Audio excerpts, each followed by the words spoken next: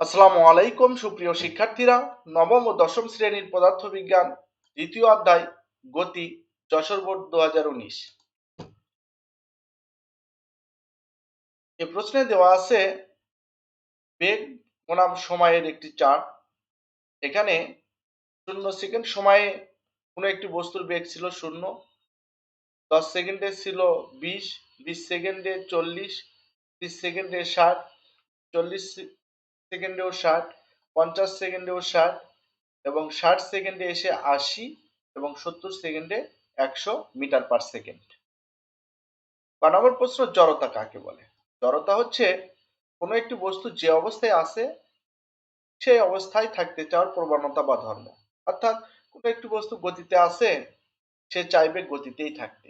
যদি অন্য কোনো বল এর উপর প্রয়োগ করা না হয় তাহলে এটি থামবে না। কোনো একটি বস্তু স্থিতিশীল অবস্থায় আছে, সে চাইবে স্থিতিশীলই থাকতে, কারণ কোনো একটি বল যদি তার উপর প্রয়োগ করা না হয় সে কখনোই গতিশীল হতে পারবে না। এখান থেকেই জড়তার সংজ্ঞাটা। জড়তা হচ্ছে বস্তু যে অবস্থায় আছে চিরকাল সে অবস্থায় থাকতে চাওয়ার যে প্রবণতা বা সে অবস্থা বজায় রাখতে চাওয়ার যে ধর্ম, তাকে জড়তা বলে। জড়তা বস্তুর একটি ধর্ম। প্রত্যেকটা বস্তুর একটি ধর্ম জড়তা। প্রত্যেক বস্তুই চায় সে যে অবস্থায় আছে সে অবস্থায় থাকতে। এই কারণে কোনো বস্তুকে তার অবস্থা হতে পরিবর্তিত করতে গেলে আমাদের শক্তি প্রয়োগ করতে হয়।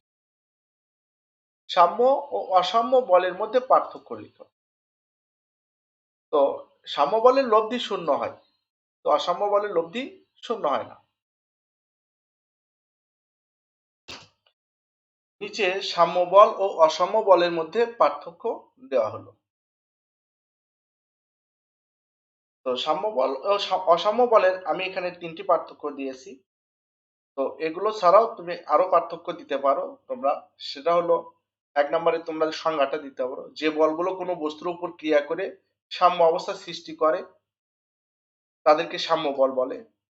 আবার অসাম্য বলের জন্য একটা সংজ্ঞা দিতে পারো 1 নম্বরে, যে বলগুলো কোনো বস্তুর উপর ক্রিয়া করে সাম্য অবস্থা সৃষ্টি করে না তাদেরকে অসাম্য বল বলে। আবার বলতে পারো লব্ধি শূন্য হয়, অসাম্য বলে লব্ধি শূন্য হয় না।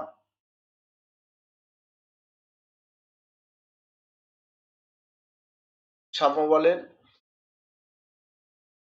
ত্বরণ হয় না, কিন্তু অসাম্য বল ত্বরণ হতে পারে। সাম্য বল যে বস্তুর উপর ক্রিয়া করা হয় সেই বস্তুটি স্থির থাকে, আর অসাম্য বল যে বস্তুর উপর ক্রিয়া করে তা স্থির থাকে না। আবার বলা যায় সাম্য বল সমূহ ক্রিয়ার সাম্য বল সমূহের ক্রিয়ায় বস্তুর ত্বরণ সৃষ্টি হয় না, এভাবে বলা যায় অসাম্য বল সমূহ ক্রিয়ায় বস্তুর ত্বরণ সৃষ্টি হয়। এইসব আর কি। আরো আরো পার্থক্য তোমরা বের করতে পারো। তো যাই হোক, আমাদের 3টা পার্থক্য চেয়েছে এখানে, তাই আমি 3টা দিয়েছি। লব্ধি শূন্য হয় না, শূন্য হয়, শূন্য হয় না। ত্বরণ হয় না, ত্বরণ হতে পারে। বস্তু স্থির থাকে, যে বস্তুর উপর ক্রিয়া করে তা স্থির থাকে না। এরপর প্রদত্ত উপাত্তের আলোকে গ নম্বরে একটা লেখচিত্র অঙ্কন করো। শুধু লেখচিত্র অঙ্কন করো, কোনো বর্ণনা এখানে চাই নাই। আর ঘ নম্বরে গাণিতিক বিশ্লেষণের মাধ্যমে প্রদত্ত উপাত্ত হতে বেগের প্রকৃতি বিশ্লেষণ করো, ব্যাখ্যাটা চাইছে ঘতে। ঘতে শুধু লেখচিত্র অঙ্কন করে। তো আমরা এই যে একটা চার্ট দেওয়া আছে, এই চার্ট অনুসারে আমরা একটা লেখচিত্র অঙ্কন করি। এই যে চার্টটা আমি এখানে নিয়ে নিছি। তো গ নম্বর প্রদত্ত উপাত্তের আলোকে লেখচিত্র অঙ্কন করা হলো। আমি লেখচিত্র অঙ্কনের সুবিধার্থে চার্টটা এখানে নিয়ে নিছি। তো লেখচিত্র অঙ্কনের জন্য আমরা একটা এক্স অক্ষ নিব। এটা একটা এক্স অক্ষ, আমরা জানি। এই এক্স অক্ষকে আমরা ধরবো হচ্ছে সময়। আর একটা ওয়াই অক্ষ নিব এবং ওয়াই অক্ষ বরাবর আমরা ধরবো হচ্ছে, এটা ওয়াই অক্ষ, ওয়াই অক্ষ বরাবর এটাকে আমরা ধরবো হচ্ছে বেগ। এটা মূল বিন্দু। এখন আমরা এর বৃহত্তর ঘরগুলোকে আমি এখানে একটু দাগাঙ্কিত করে নিই। বড় ঘরগুলো এরকম গ্রাফে তো ঘর করাই থাকে, আমি এখানে দেখে নিলাম। তো এখানে আমাদের প্রথম 0 থেকে শুরু হয়েছে সময়। তারপরে সময়গুলো আমরা চিহ্নিত করি 10 সেকেন্ড, তারপর 20 সেকেন্ড, তারপরে আছে 30 সেকেন্ড, তারপরে 40 সেকেন্ড, তারপর 50 সেকেন্ড, তারপরে 60 সেকেন্ড, তারপরে 70 সেকেন্ড। এখানে বৃহত্তর এক ঘরকে আমরা 10 একক করে ধরেছি। এখানে যে আমাদের 5টা ছোট ছোট ঘর থাকে, তাই বড় এক ঘরকে আমরা ধরেছি 10 করে, 10 একক। আবার বেগের দিকে আমরা বড় এক ঘরকে ধরবো 20 একক, কারণ এখানে ব্যবধান দেখো 0 থেকে 20, 20 থেকে 40, 40 থেকে 60 এইরকম আছে। তো এই বড় এক ঘরকে আমরা ধরবো হচ্ছে 20 একক করে, 20, 40, তারপর 60, তারপর 80, তারপর হবে 100। এখন আমরা প্রথমে শুরুতে সময়ও 0 সেকেন্ড আছে, বেগও 0 সেকেন্ড আছে। আমি এটা একটু ধীরে বুঝাইতেছি, কারণ অনেক ছাত্রের গ্রাফ নিয়ে অনেক ভয় পায়। আমার এই শেখানোর অভিজ্ঞতা থেকে দেখেছি অনেক ছাত্র শুধু গ্রাফ দেখলেই ভয় পায়। আসলে গ্রাফ ভয়ের কিছু নেই। দেখো এখানে সময়ও 0 সেকেন্ড আছে, বেগও 0 সেকেন্ড আছে। তার মানে 0 থেকে যাত্রা শুরু করবে।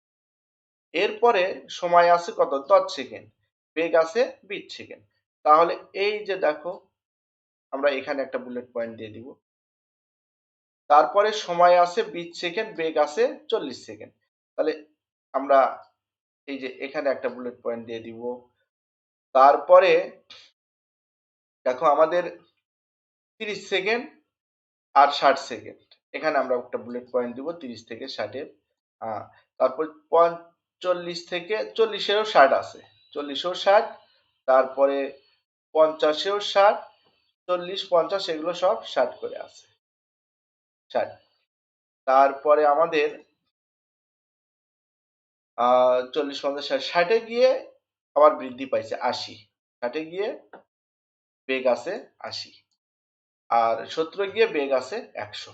এই শেষ। এখন আমরা আমাদের এই বিন্দুগুলোকে যোগ করে দিব।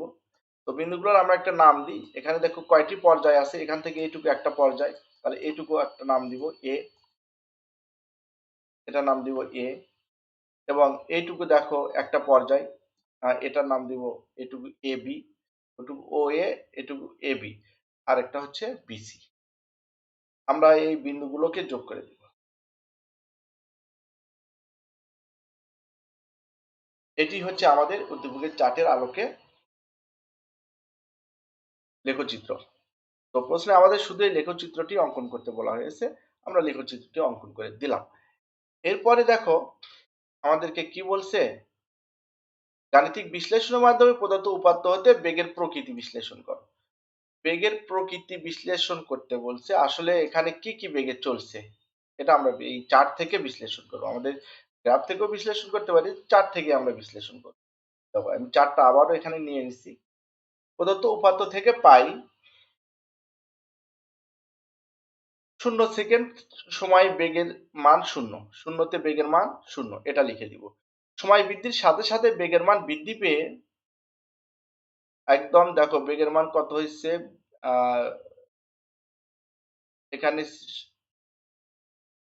এই পর্যন্ত বৃদ্ধি পাইছে। তার মানে আমরা 30 সেকেন্ড পর্যন্ত বেগের মান বৃদ্ধি পাইছে। তাহলে t1 ইকুয়াল টু আমরা 30 সেকেন্ড ধরবো, অর্থাৎ 0 সেকেন্ড সময়ে বেগের মান 0, সময় বৃদ্ধির সাথে সাথে বেগের মান বৃদ্ধি পেয়ে t1 ইকুয়াল 30 বা 30 সেকেন্ড সময়ে বেগ বৃদ্ধি পেয়ে 60 মিটার পার সেকেন্ড হয়।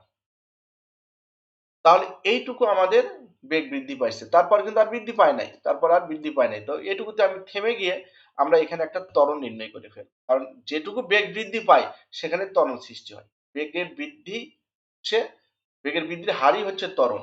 তাহলে এখানে বেগ বৃদ্ধি পাইছে কত, 60 থেকে 0 বিয়োগ করো, বেগের পরিবর্তন 30 থেকে 0 বিয়োগ করো 30, তাহলে 60 কে 30 দ্বারা ভাগ করলে আমরা কি পাই, 2 মিটার পার সেকেন্ড স্কয়ার। তাহলে এইটুকুতে আমাদের ত্বরণ হয়েছে 2 মিটার পার সেকেন্ড স্কয়ার।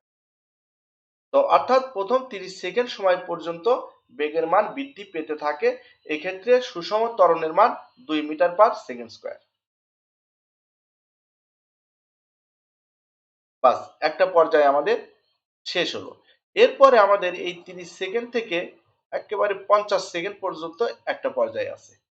এইটুকু আমাদের বেগের মান কি হয়েছে, এই 30 থেকে 50। আবার t1 ছিল আমাদের 30, 30 সময় থেকে t2 ধরলাম আমরা 50 সময় পর্যন্ত বেগের মান সেম ছিল, একই ছিল, 60 মিটার পার সেকেন্ডে স্থির ছিল। অর্থাৎ এই 20 সেকেন্ড সময় 50 থেকে 30 বাদ দিলে 20 সমবেগে 60 মিটার পার সেকেন্ড বেগে চলছে। তাই এখানে ত্বরণের মান 0, কারণ এখানে আদি বেগ শেষ বেগ একই, বেগের পরিবর্তন নাই, তাই এখানে ত্বরণও সৃষ্টি হয় নাই। এটা আমাদের সুষম বেগে বা সমবেগে চলেছে। বাস, এটা শেষ হলো। তারপরের পর্যায়ে দেখো এখানে আবারও 50 থেকে 70 বেগের মান 60, 80, 100 আবারও বৃদ্ধি পাইছে।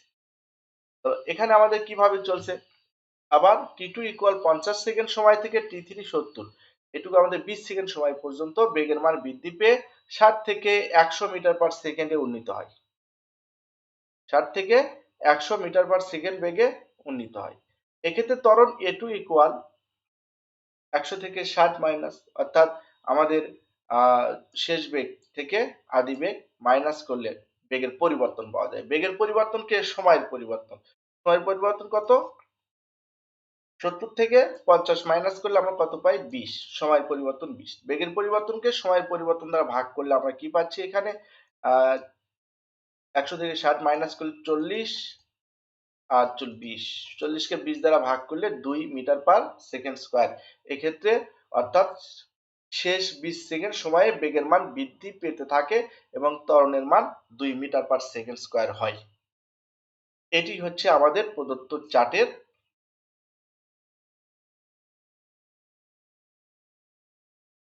এটি হলো প্রদত্ত উপাত্ত থেকে আমাদের উপাত্ত বেগের প্রকৃতি বিশ্লেষণ, বেগের প্রকৃতি বিশ্লেষণ করলাম আমরা।